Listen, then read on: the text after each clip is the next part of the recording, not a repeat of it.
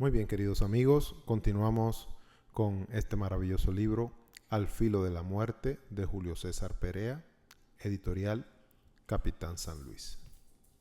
Capítulo número 7. Solo dos cosas recuerdo de aquel momento: la gritería de la gente que corría desordenadamente como los ratones cuando huyen a ver al gato, y a Selim a mi lado disparando contra el automóvil. Fue el único que repelió el ataque. Estuve 3 días entre la vida y la muerte. Según los médicos, pude salvarme gracias a mi juventud y mi fortaleza física. Cuando recuperé el conocimiento, pude darme cuenta que estaba en una clínica particular y con 2 pistoleros particulares cuidando mi puerta, y lleno de sueros que parecía una araña. Uno de los pistoleros era el que yo había derribado en las barreras. Más tarde se descubrió que él sabía del atentado y desapareció sin dejar rastro alguno. Me imagino que el binomio Brito-Armiñán tuvo una relación directa con esta desaparición. Una semana después, ya fuera de peligro, me quitaron el último suero y me pusieron en un plan de recuperación. Fui trasladado a la mansión de Armiñán, en el que me habían acondicionado una habitación con 3 enfermeras que se rotaban las 24 horas. Me colmaron de atenciones y todos los días cada una de ellas me visitaba. De esas visitas aprendí algunas cosas y descubrí otras. Al poco tiempo de mi confinamiento, entraron a verme juntos Selim y Brito. Me hallaron hecho una fiera. Sin darles oportunidades de hablar, le pregunté groseramente por qué mi madre no había venido a verme desde mi salida de la clínica. Mi hermano respondió que pudo convencerla de que se regresara al pueblo por el momento, porque él temía que tomaran represalias contra ella. Lo miré con fijeza a los ojos y él bajó la cabeza. Entonces le dije, con un tono mordaz que no dejaba dudas de mis intenciones, que yo comprendía perfectamente sus razones para alejarla. Después añadí que cuando me pudiera sostener por mis pies, yo también volvería al pueblo, para que no fueran a tomar represalias contra mí, al agregar como un comentario que sería lo mejor, ya que de esta forma le quitaría todos sus temores, y salió de mi cuarto hecho una fiera. Brito contemplaba esa escena familiar con su sonrisa solapada. Fue entonces cuando me propuso que me quedara a trabajar para él. Como mi rabia iba en aumento, le pregunté que para qué carajo él, un senador, quería a un bodeguero.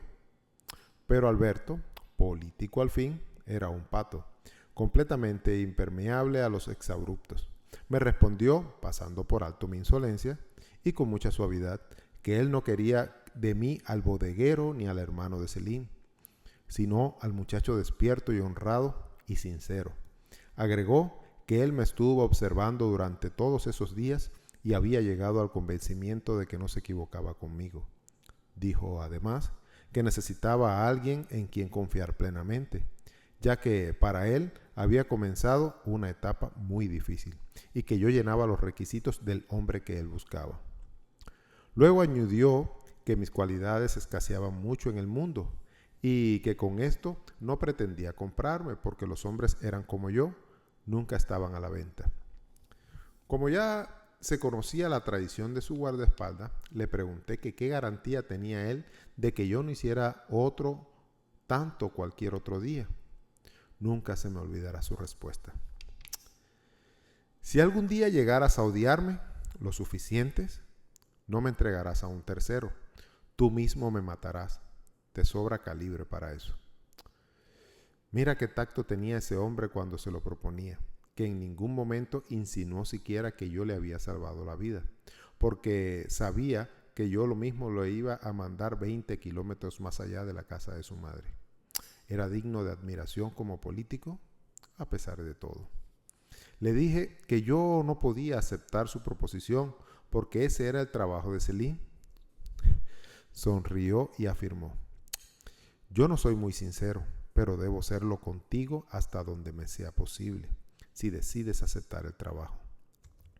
Mira, Selim no puede ser jamás mi hombre de confianza. porque es un lobo. Él sí es capaz de venderme como a un puerco, si esto le reportara algún beneficio. Hizo una pausa y añadió: por tu silencio deduzco que estás de acuerdo conmigo. Te voy a dar 200 pesos mensuales para empezar. ¿Te parece bien? Le respondí, perplejo por la cantidad, que eso era mucho más de lo que ganaba Celín, a lo que él repuso: a Celín le paga el coronel, pero a ti te pagaré yo. Y así fue como este tonto que tienes frente a ti aceptó el empleo. Por las causas que te he contado, comprenderás que lo hice por mi madre. Nunca he tenido ambiciones personales de esa índole, y con este nuevo empleo la podría traer a la capital y darle cuanto anhelaba, todo aquello de lo que había carecido, y que consumara su sueño dorado. Me dijo que, dada su posición política y sus negocios, yo no podía ignorar que su vida corría un inminente peligro siempre, que tenía enemigos muy poderosos ante los cuales no estaba dispuesto a retroceder ni un paso, a ningún precio, y que yo debía ser igual y sentir lo mismo, pues en mi trabajo y en su carrera, un solo titubeo, una sola indecisión nos podía costar la vida, y por eso había querido ir delante de los demás en todo momento. Después comenzó a hacer los planes para mí, con un gran entusiasmo. Terminaría mi convalecencia en su finca del Guajay, donde me enseñaría a conducir, a combatir, a disparar y unas cuantas cosas más. O sea, se iba a fabricar a un guardaespaldas. A pesar de que la idea de recibir otros 2 balazos en la espalda no me hacía ninguna gracia, no me amilané. Por el contrario, joven al fin, me subyugó hasta donde puede subyugar a un loco la posibilidad del peligro y de la muerte, y a un pobretón y carente de afectos de remediar ambas cosas de un solo golpe.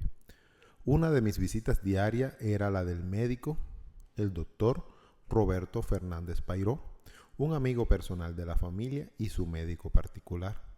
Se conocían desde algunos años atrás. El doctor tendría unos 34 o 35 años. Era un hombre muy desempercudido, extremadamente limpio y un muy buen médico. Pero había algo extraño en él.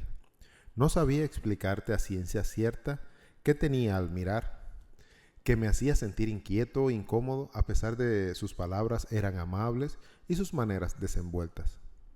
Siempre llegaba a la misma hora, exacto como un gentleman. Y me hacías unas curas que, si me hubiera pegado un soplete en cada herida, los dolores no habrían resultado peores. No podía asegurar por aquella época si era necesariamente o lo hacía a propósito, pero desde el primer día tuve la impresión de que a este hombre le satisfacía causar dolores. Sí es cierto como dice que el rostro es el espejo del alma, y este Fernández Pairó era una total hiena. Cuando salía el médico, entraba el coronel. Se sentaba en el borde de la cama y empezaba a parlotear. Era un loro peligrosísimo. Me contó en esos días algunas historias que me pusieron los pelos de punta. Puede que fueran mentiras, pero me inclino a creer todo lo contrario. Recuerdo una que era su preferida. Me la repitió 3 veces. Te la contaré para que tengas una pálida idea de quién era ese simpático viejito.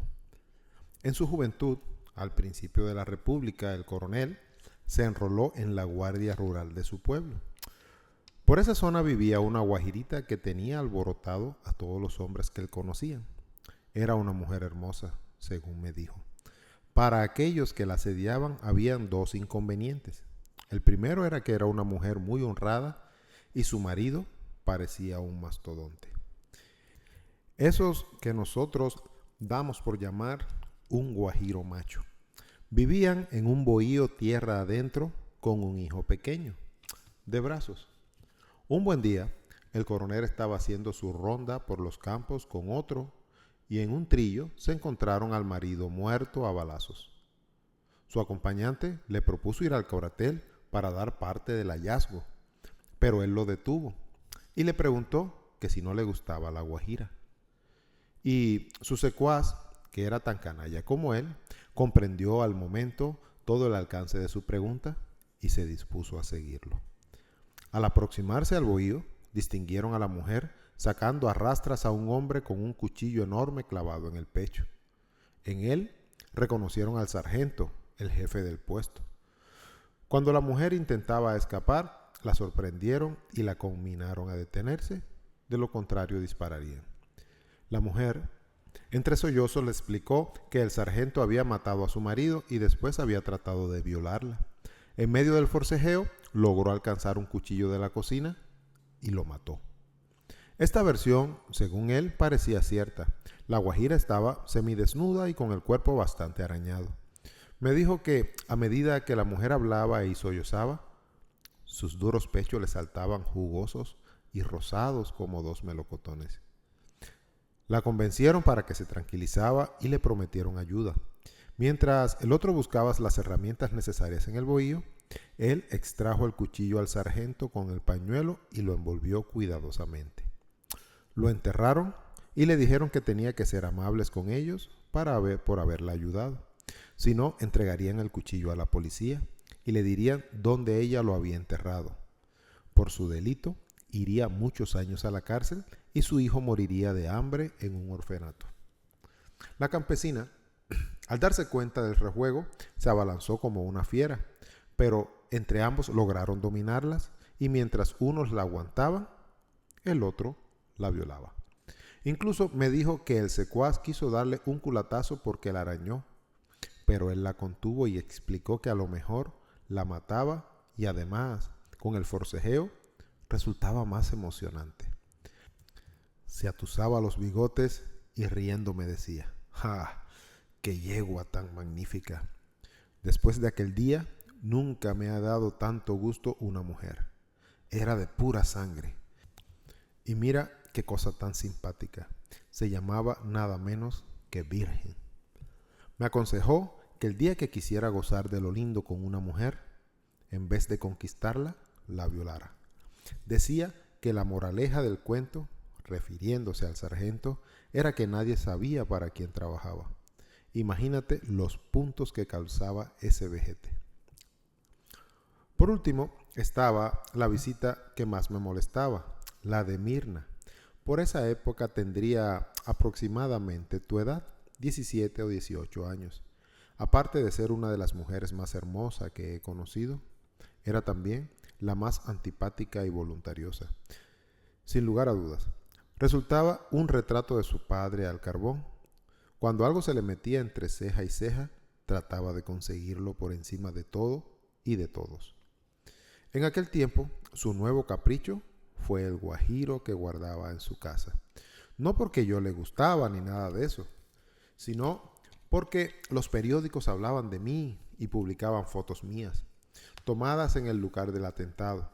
Además, sus amistades veían en mí a un bicho raro y todos querían conocerme. Por ese motivo, ella determinó que aquel juguete novedoso debía ser suyo, para así convertirse en la conquistadora del héroe del momento. El día que llegué a su casa, me acribilló a preguntas y de todas formas se empecinó en darme la comida. Le contesto que no me habían perforado los brazos y esta respuesta no le gustó ni un poquito. Sin embargo, no se amilanó por eso, al contrario, fue como echarle más leña al fuego. Cada vez que entraba a mi habitación, veía en ella al mismísimo conde Drácula en persona. Híjole, qué mal me caía. Celine se dio cuenta del juego que se traía entre manos y en una de las cortas visitas que me hacía, como al azar, me confesó que Mirna le interesaba. Por supuesto que era mentira, porque él solo quería y sentía un amor vehemente por la fortuna del coronel, nada más. Incluso después me enteré que mantenía una amante en el Vedado. No obstante, no valía la pena que él intentara detenerme.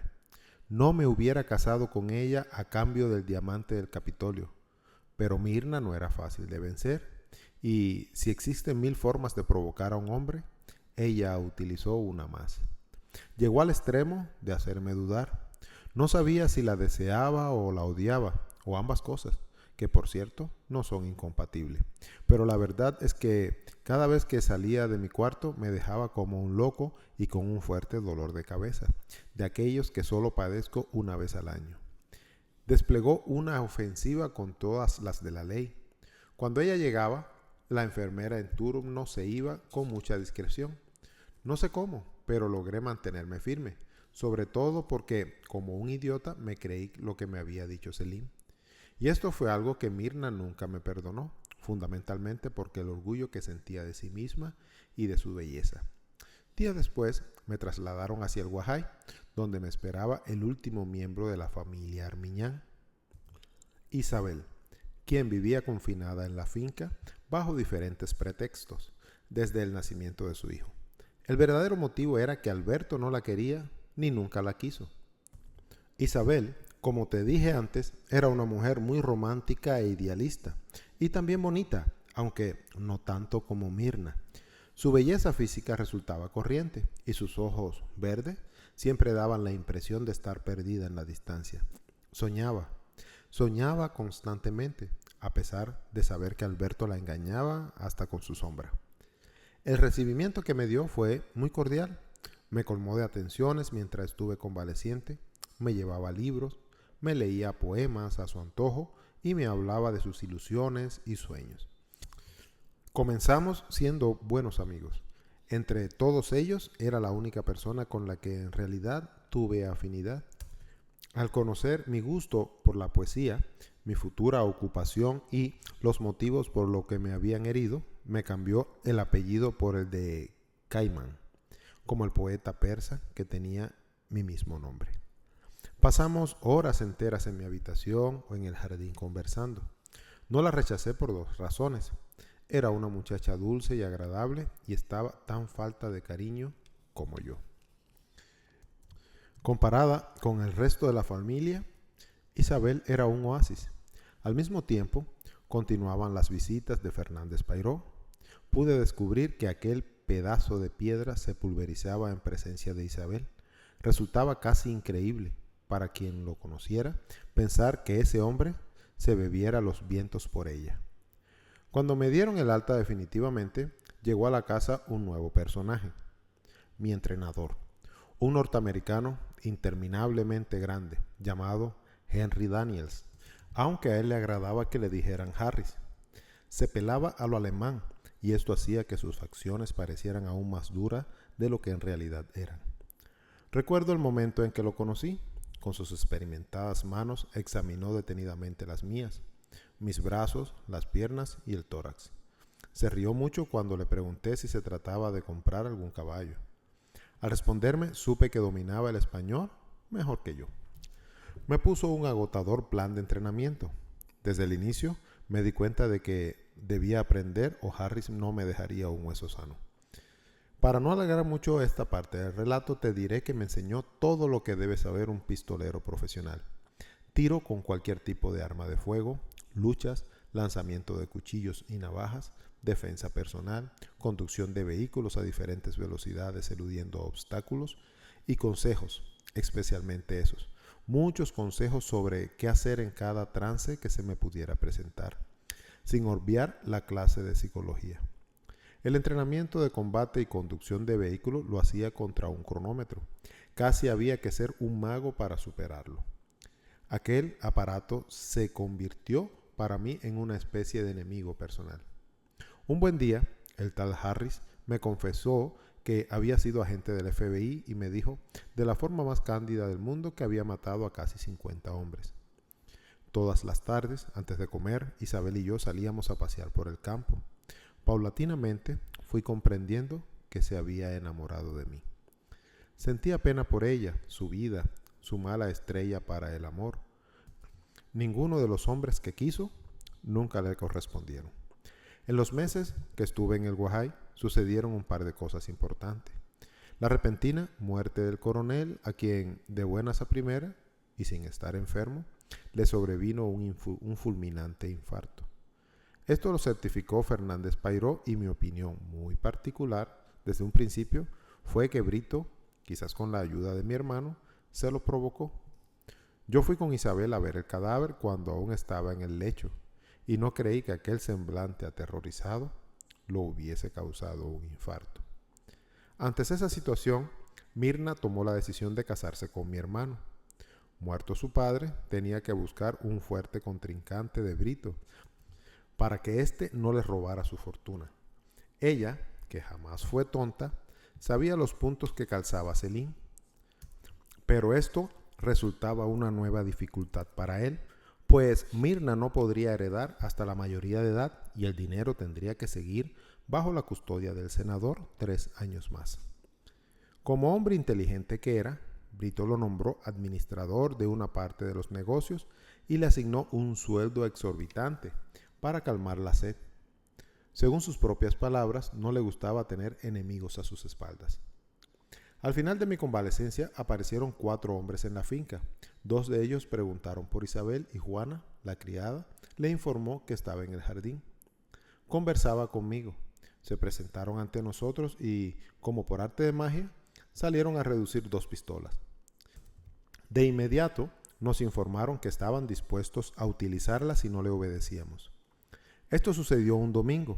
Escogieron el día ideal, ya que Harry no estaba en la finca y, excepto Juana, los demás sirvientes habían salido. No nos quedó más remedio que obedecer y guiarlos hacia el interior de la casa. Obligaron a Juana a buscar al niño y nos sentamos todos en la sala. Uno de ellos marcó el número del teléfono de Alberto y se la pasó a Isabel, con un papel donde estaba escrito cuánto debía decir. La médula del asunto era un pleito que Brito había establecido contra uno de los más importantes industriales de La Habana por la mala calidad en los artículos que lanzaba al mercado. Todos estos datos los consiguió mediante sobornos y chantaje. El litigio comenzaría el día siguiente a primera hora y el industrial, de apellido Esteve, había movilizado a sus peones para evitar la consumación de los hechos. La nota conminaba al senador a desistir de las acusaciones y a entregar toda la documentación incriminatoria a cambio de la vida de su hijo, pues era de dominio público que su esposa le importaba un comino. Por los rostros de aquellos individuos, ella y yo nos dimos cuenta de que no andaban jugando y estaban muy dispuestos a mandarnos al otro mundo en un 2x3 si las cosas no salían conforme a sus planes. Brito accedió. No le quedaba de otra alternativa. A pesar de las advertencias que me había hecho, él mismo cayó en la trampa como un tonto y le tomaron la delantera. Solo puso una condición. El canje se debía hacer al mismo tiempo. Ellos aceptaron, pues por lo visto tenían autorización para determinar. Después se pusieron de acuerdo en que se ejecutara en la misma finca 2 horas más tarde. Nos sentamos a esperar. La sala de la casa, que de vez en cuando se utilizaba como salón de bailes en las fiestas campestres o como un lugar de agasajo a algún personajazo, aquel día parecía demasiado pequeña. Los enviados de Esteves, arrellanados en sendos butacones como a 15 pasos de nosotros, reflejaban en sus gestos la tranquilidad que produce el haber ganado una partida fácilmente. Se turnaban para fumar, darle una vuelta a los hombres que habían dejado afuera de guardia o hacer cualquier necesidad, y durante ese tiempo el otro mantenía la vigilancia sobre nosotros. A Isabel y a mí nos sentaron en un sofá. Los muebles de la sala, como los del resto de la mansión, eran de un estilo colonial, duro que daban gusto. Juana cargando a los niños sobre su regazo en una silla que estaba a medio camino, un tanto a la derecha, o sea, formábamos un triángulo. Yo intentaba tranquilizar a Isabel, quien estaba hecho un manojo de nervios, mientras le decía que todo se iba a arreglar, que no sucedería nada malo. Pude interpretar una significativa mirada del más delgado al corpulento y una risita de este, que me pusieron a pensar. Esperaban la llegada de Brito con los documentos para matarnos a todos. La muerte del senador era su principal objetivo. Pensé que por lo visto ese señor Esteve no se andaba con pañitos tibios frente a aquello que se le ponía por delante. Aún me molestaban las 2 heridas en la espalda y ya me encontraba frente a 2 individuos que me iban a llenar el cuerpo de plomo nuevamente, y esta vez para siempre. Casi una hora después, el de la risita nerviosa comenzó a dar muestras de impaciencia. Su cómplice, tal vez para entretenerlo, le dijo: ¿Sabes que te estás poniendo muy nervioso últimamente? El otro lo miró con estupidez y desconcierto. El pollito este, me señaló con la pistola, fue el que se interpuso entre Brito y tu ametralladora. Y ahora está así de lo más campante. Míralo, no lo has asustado en lo absoluto. Incluso está más tranquilo que tú. Seguro piensa que se te va a escapar por segunda vez. El otro sonrió sardónicamente. Nadie se le escapa a Bebo 2 veces. Había pronunciado oficialmente mi sentencia de muerte. El más delgado continuó hablando ininterrumpidamente, como tratando de provocar un choque entre Bebo y yo. Bebo asentía y se relamía de gusto con las atrocidades que el otro proponía, mientras yo permanecía en silencio y sentía cómo las uñas de Isabel se me enterraban en mi mano. Intentaba conservar toda la calma que me fuera posible. Ya no pensaba en el niño, las mujeres o Brito, solo pensaba en mí. Ni siquiera me pasó por la mente que Celín podía venir con Brito. Entretanto, el más delgado proseguía con la cháchara. A lo mejor está envalentonado por la presencia de las mujeres. Si no, estoy seguro de que se te hubiera arrastrado como una cucaracha. Bebo asintió, siempre riéndose, con aquel sonido gutural y estúpido, más propio de un loco o de un anormal que de un pistolero. Era una risa sobrecogedora, pues ocultaba a un hombre cuya única diversión en la vida era tirar de un gatillo.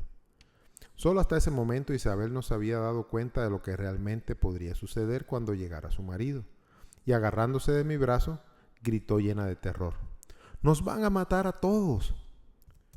Si eres creyente, empieza a rezar desde ahora, porque cuando Brito llegue nos darán el pasaporte, le contesté, tranquila y cruelmente, y traté de consolarla dándole unas palmadas en el hombro.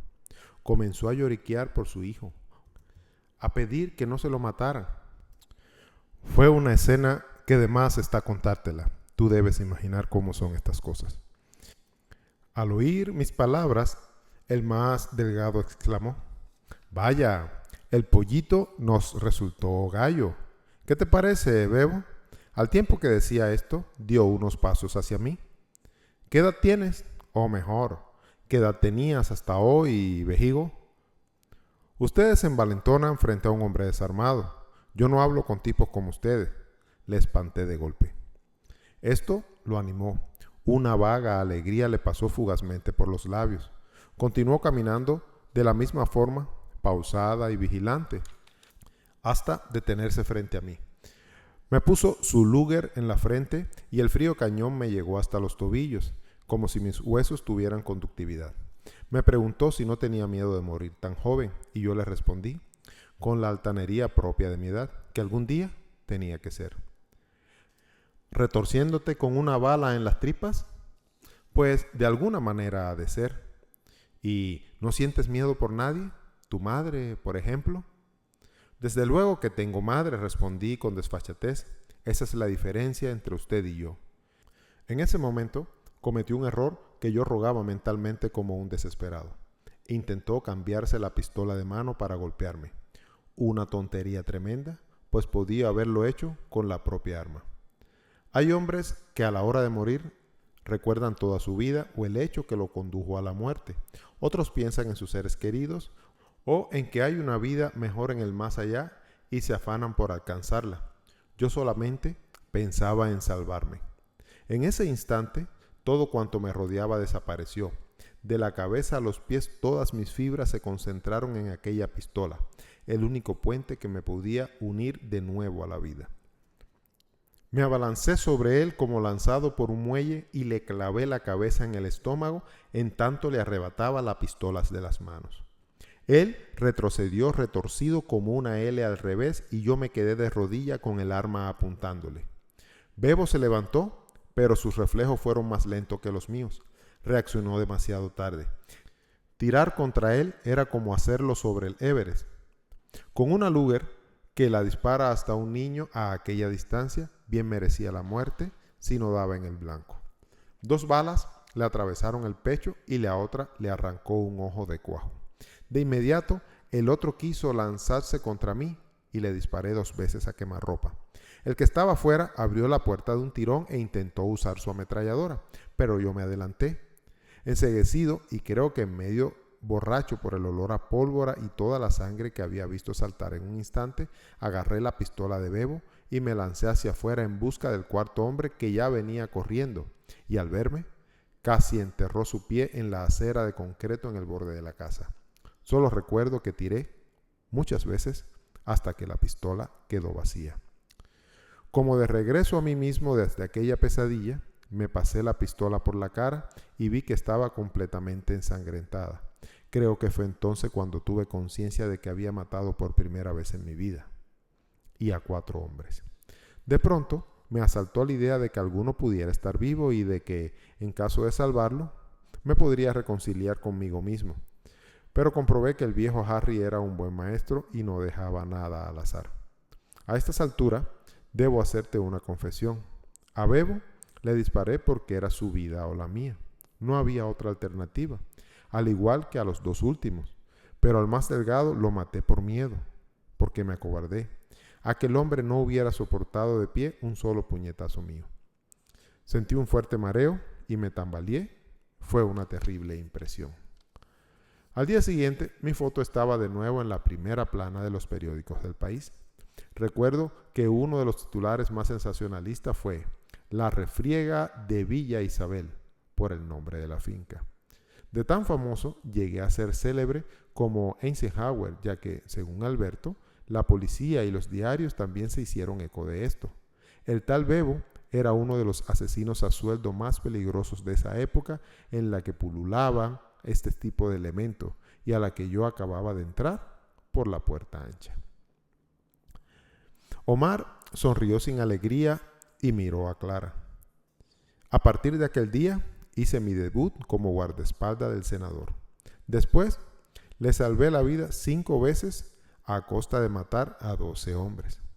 Brito me dijo que le pidiera lo que se me antojara y le tomé la palabra y logré que le comprara una casa amueblada a mi madre. La consumación de sus sueños costó 4 vidas humanas. En noviembre de 1944, Brito volvió a la carga contra Esteves y lo denunció por haber burlado al fisco, y el industrial tuvo que pagar una multa de 10,000 pesos más otros 20,000 para ponerse al corriente con los impuestos. La respuesta, por supuesto, no se hizo esperar. Esto sucedió en los días que Batista entregaba la presidencia a Ramón Grau San Martín. El partido de Brito habría logrado un sonado triunfo, claro está, sobre la base de doradas promesas. La gente confiaba en que Grau cambiaría la situación del país y votaron por él de forma abrumadora. Creo que hasta ese momento ningún presidente en Cuba había obtenido tantos votos. Sin embargo, eso precisamente hace que todos lo recuerden como el mentiroso más grande del país. Es cierto que hubo una mejoría económica, pero fue debido a que su gobierno coincidió con el fin de la Segunda Guerra Mundial. Pero bueno, ¿para qué diluirnos en esto? El 5 de enero de 1945 es una de esas fechas para mí inolvidable. Ese fue el día que comencé a tutear a Alberto, porque descubrí todo lo cobarde que era. Esa noche tuvo una jornada tan larga en el Senado que parecía interminable. Al salir, me dijo que lo llevara a la casa de Gladys, su amante. En esa época yo le manejaba el carro. En cuanto separé la Lincoln de la acera, me di cuenta que 2 automóviles habían arrancado casi al unísono conmigo. Al salir del Prado, doblé por la calle Dragones y después por la calle Industria. No había dudas, estaban allí pegados a mí como cola. «Oye, ¿qué te pasa? Por aquí no se va a la casa de Gladys», dijo Alberto. Sin quitar los ojos de las calles y del retrovisor le contesté: «No se mueva, senador, nos están siguiendo 2 automóviles desde que salimos». No tuve que mirarlo para saber que estaba temblando. Además, cuando abrió la boca lo pude confirmar. Tartamudeaba. Él, que era el rey de la elocuencia, como se llamaba a sí mismo. «¿Y qué vas a hacer?» «Primero voy a doblar por la calle San José y seguir por allí todo lo más lejos que pueda. Y voy a aprovechar que es una calle bien larga para pensar y también demasiado estrecha para que nos pasen. Eso es lo primero que hay que evitar, que nos pasen. ¿Y no te lo puedes zafar? Con el tanque Sherman ni pensarlo. Este carro es muy bueno, muy lindo y muy fuerte, pero es un cangrejo con muletas. Solo hay que rezar para que no la vayan a emprender a tiros con nosotros aquí. Se volvió hacia mí y me agarró por un brazo. Guajiro, Guajiro, ¿por qué tú no me dejas por ahí en cualquier esquina y tratas de perderlo? Pero ven acá, senador, le dije. ¿Te has vuelto loco? ¿Tú no sabes que al que quieren matar es a ti? Si te bajas aquí, pereces. Ah, sí, es verdad, pero coño, se frotó las manos con impaciencia. ¿Y cómo vamos a salir de esto? Ante todo, con paciencia, para pensar, y luego con lo que tienen algunos hombres para ejecutar, sonreí y me miró con asombro. Entonces preguntó, ¿piensas fajarte con toda esta gente? ¿Y tú ves alguna otra solución? Le dije. Omar detuvo por unos segundos su historia. Déjame aclararte algo. Desde el momento en que supe que Brito era un cobarde y que no solo lo podía tutear, sino vapulear, sentí que había adquirido un ascendiente sobre él. Eso fue lo que más me tranquilizó y me infundió confianza en mis propias posibilidades. ¿Te das cuenta? A partir de ese instante, en nuestras relaciones personales el que dominaba era yo, porque él se sentía disminuido ante mí. Después de esta aclaración, Omar continuó. Al principio no supe qué responderme, pero al rato me propuso. Y Guajiro, ¿no es mejor salir a una calle más grande, donde haya mucha más gente y no nos puedan atacar? Mira, senador, te dije que esos tipos quieren liquidarte y te caerán a tiros donde quiera que te metas. ¿No lo hicieron ya en el medio de un mitin? Estas calles estrechas tienen la ventaja de que no nos pueden disparar, porque si me matan provocarían un embotellamiento y no tendrían por dónde salir. En una calle ancha pueden llegar a nuestro lado, nos hacen un colador y luego se van tranquilos como si nada hubiera pasado. Eso es lo que debemos evitar. Saqué mi pistola, la amartillé y la puse a mi lado. Después le dije a Alberto que me diera la suya y la coloqué en mi cintura, también preparada para utilizarla en caso de que sea necesario. Sabía que un arma en sus manos era inútil. Cuando más nervioso me ponía era para detenerme para atravesar alguna calle, pues cabía la probabilidad de que se bajaran para asaltarnos. Al llegar a la calle San Francisco, doblé hacia la derecha y continué por allí hasta la calle 25, por donde subí buscando internarme en las calles del Vedado. Iba haciendo un mapa mental de los lugares que me podían servir para presentarles combates, hasta que decidí que el mejor sería el puente sobre el río Almendares. En la esquina de 25 y 10 le dije a Alberto, métete ahí en el hueco delante del asiento y aguante duro, porque casi vamos a volar, y te vas a dar más golpe que un ajonjolí dan por níquel. Esconde bien la cabeza y aguántala con las manos. Doblé por la calle 10 y busqué la calle 23, deliciosamente limpia, la manzana del paraíso para un atentado como el que nos iban a hacer. Cuando la avenida estuvo vacía por ambas sendas, apreté el acelerador hasta el tope. Las manos me sudaban. Me aferré con todas mis fuerzas al timón y solté el cloche. El Lincoln dio un brinco y de inmediato salió despavorido a toda velocidad. De más está decirte el escándalo que formaron las 4 llantas cuando se agarraron al asfalto e hice girar la dirección. Alberto gritó desde abajo. ¡Guajiro! ¡Guajiro! ¡Tú estás loco! ¡Nos vamos a matar! No le contesté. Estaba demasiado ocupado atendiendo a lo que sucedía a mis espaldas. Los 2 carros salieron detrás de mí con casi una cuadra de desventaja, pero fueron reduciéndola rápidamente. En la calle 23 cogí la senda de la izquierda para dejarla libre para la derecha. Al llegar a la curva ya estaban a unos 25 metros detrás de mí y al cruzar la calle 26 lo tenía a menos de 10 metros. Cada uno había tomado su senda. habían contado con que hiciera exactamente eso, porque era lo indicado si querían balacearnos. El automóvil que quedaba a mi derecha avanzaba más rápidamente que el otro, frenado por mi propia velocidad. Vi a mi lado el trébol del Mercedes casi al mismo nivel. Estábamos a 10 metros del puente, casi en la calle 32, cuando comenzó a pegarse al nuestro por nuestro costado. El movimiento que hice entonces lo sorprendió. Alcé la pistola y le disparé a la cabeza al chofer, al tiempo que daba un corte violento sobre su automóvil. Por supuesto, no pensé en ningún momento dar en el blanco a semejante velocidad, y con el tirón tan fuerte que le di al Lincoln, lo que buscaba era que su instinto, lógicamente, lo obligara a cubrirse y hacer un movimiento hacia la derecha. Casi a 120 kilómetros por hora penetró diagonalmente entre el puente y la calle 32 por un hueco y no se detuvo hasta el fondo del río. Es muy difícil relatar lo que uno es capaz de hacer y pensar en segundos. Como te dije, embestí al Mercedes dando un corte brusco hacia mi derecha, pero de inmediato volví el timón hacia la posición anterior. Mi plan consistía en quedarme delante del otro y así lo hice. Me agarré con todas mis fuerzas del timón y di un frenazo en seco. El golpe fue terrible y se me escapó un disparo que atravesó el cristal del parabrisas. El impacto en mi pecho fue tan descomunal que me dejó sin aire, como si hubiera escupido los pulmones, pero el instinto me impulsó a seguir adelante.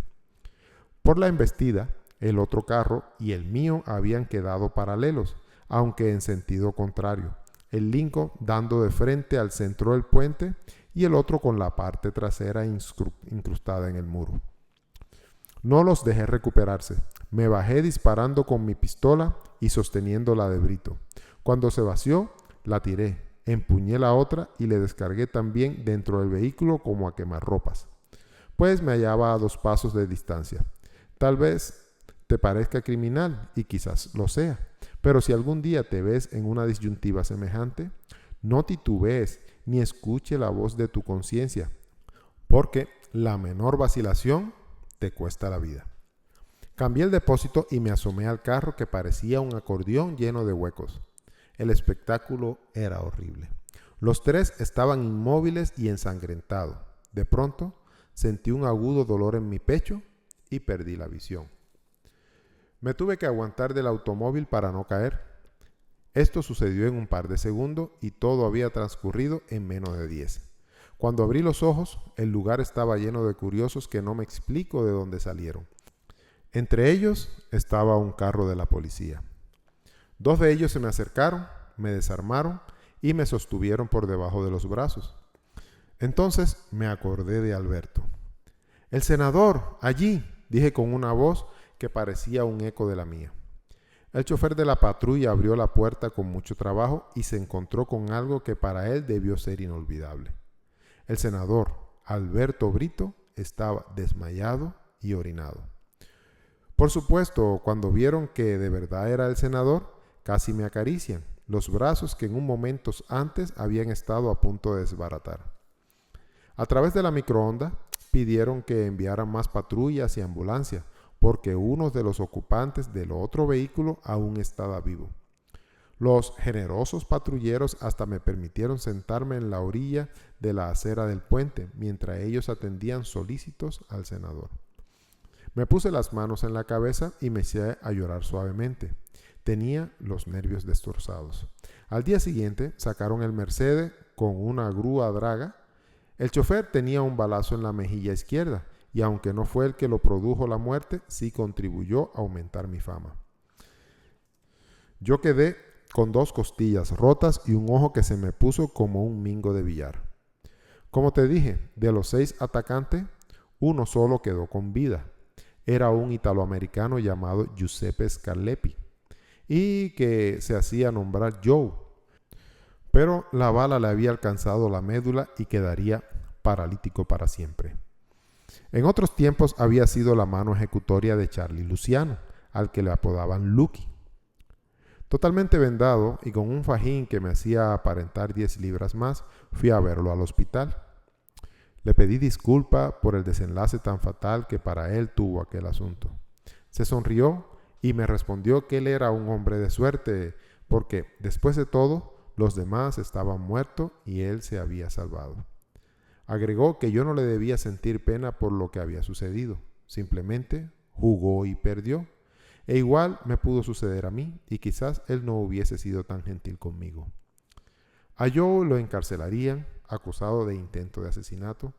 Me dijo que con eso tendría tiempo suficiente para pensar en los pecados y los errores de su vida, y lo aprovecharía para ponerse a bien con su Salvador, refiriéndose a Dios. Omar sonrió. Era un individuo estupendo aquel italiano. Imagínate mantener tan buen humor después de quedar paralítico y con una gran cantidad de años de prisión al doblar de la esquina. Realmente, a pesar de ser un criminal, era un tipo admirable. Tuve una tremenda trifulca con Alberto, nuestra primera discusión importante por aquel hombre animoso. Él me había ofrecido un cheque como gratificación por el resultado de la fe, pero le dije que se lo cambiaba por la libertad de aquel hombre. Tanto insistí hasta que lo convencí. Cuando le di la noticia a Joe, me dijo conmovido y con grandes muestras de agradecimiento que yo era un bravo ragazzo. Después me contó de que había hecho aquel trabajo por 20,000 pesos y que se lo había girado a su familia en Virginia. Con ese dinero completaba unos ahorros que tenía ya para comprar un restaurante y dedicarse por completo a este negocio. Le pregunté que cómo era posible, si de la mafia no se podía retirar nadie, y me aclaró que ellos le habían empleado por algunos trabajos, pero nunca perteneció a ninguna familia en particular.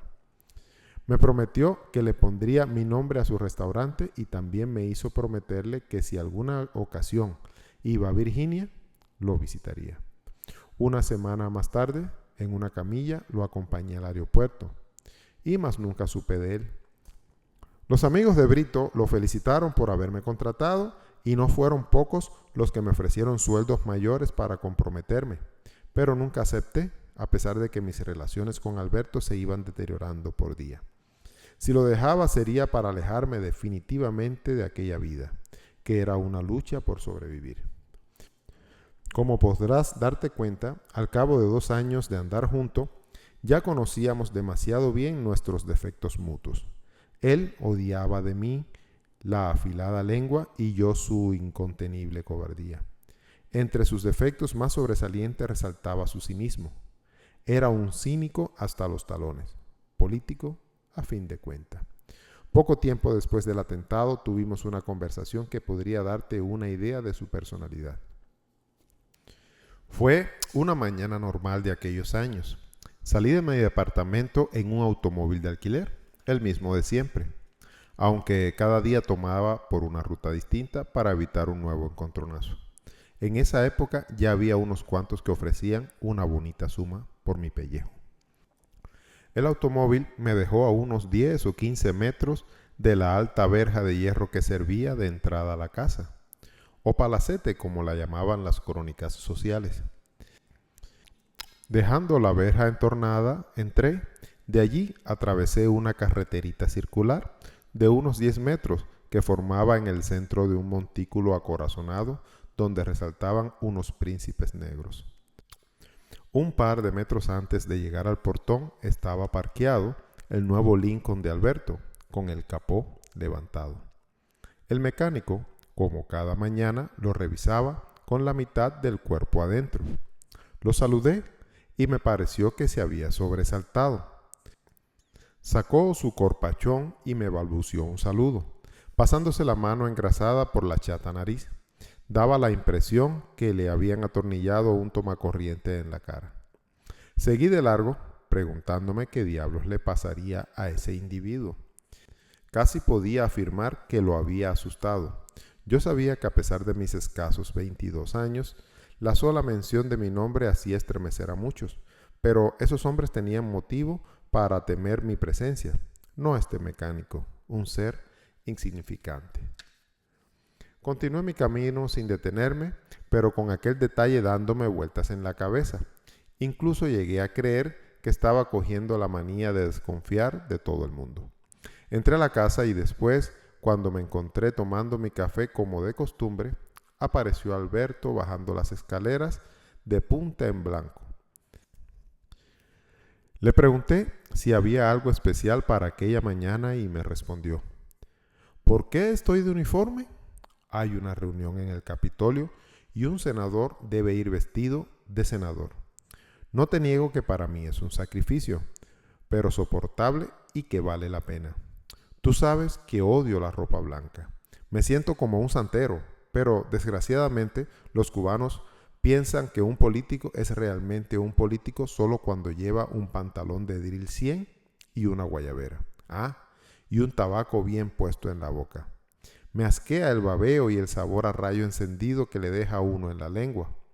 Suspiró, escogiéndose de hombro con resignación. Pero todo que sea por el bien de la patria.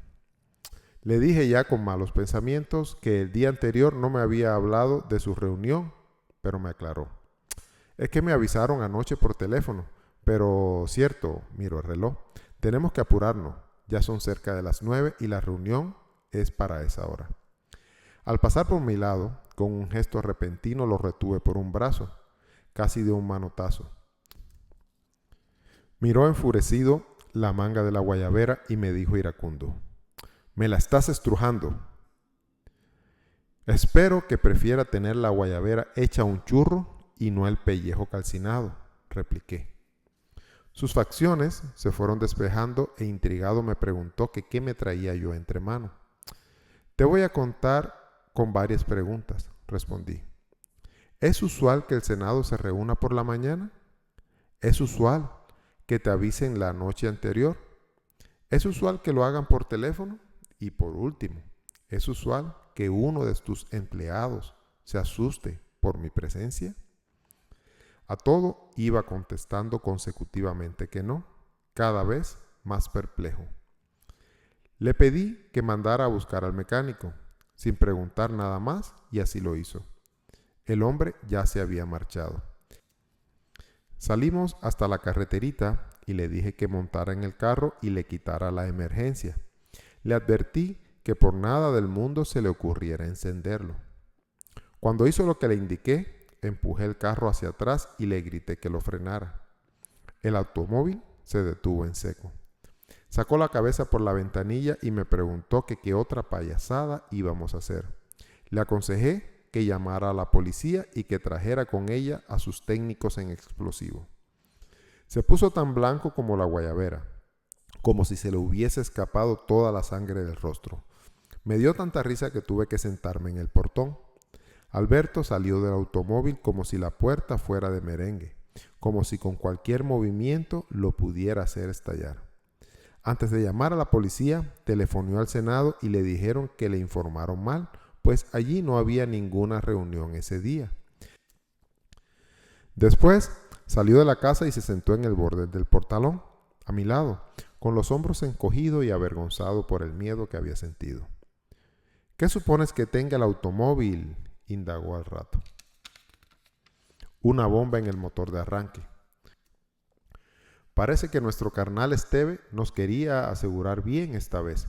Si el mecánico me hubiera visto entrar, a estas horas estaríamos con 2 alitas cada uno, cantando un aleluya a las puertas del infierno». Reflexionó, dubitativo por unos instantes, con la cabeza abajo, y después dijo: «Esto no me parece obra de Esteves. Es demasiado animal para eso. Él no es capaz de planear algo así con su cerebro entorpecido. Además, no son métodos. Juraría que es obra de Fernández Pairó». Al ver mi sorpresa añadió: «¿Te extraña? A mí no. Hace tiempo que espero algo semejante de él.